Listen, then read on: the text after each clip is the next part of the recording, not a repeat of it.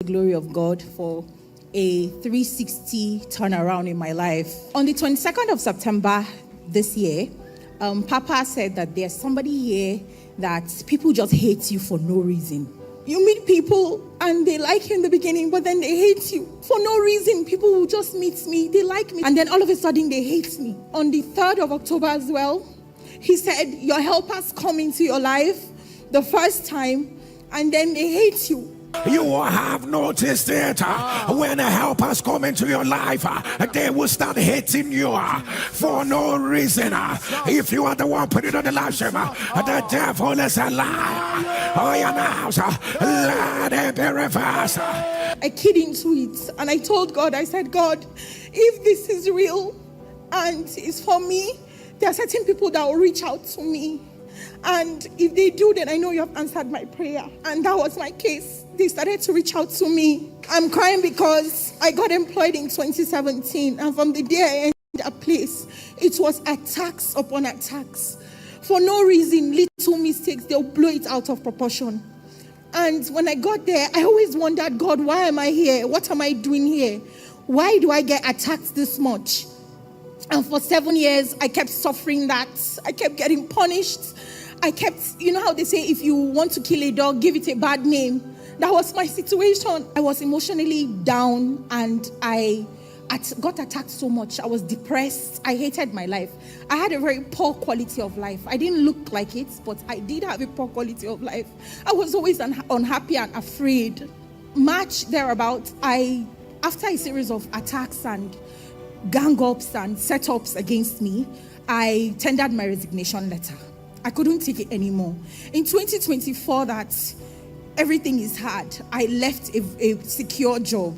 And I told God, I said, God, if you are curing cancer patients on this altar, you are going to change my life. Even at that, they were trying to get me back to the job, give me a second opportunity to come and explain my side. I told them, no, I was done. Honestly, in this economy, I didn't know what I was going to do. So I started going for a few courses because Papa always say, you can't just sit down, you have to work. And I look at Papa's pictures from 20 years ago and I see how far he has come.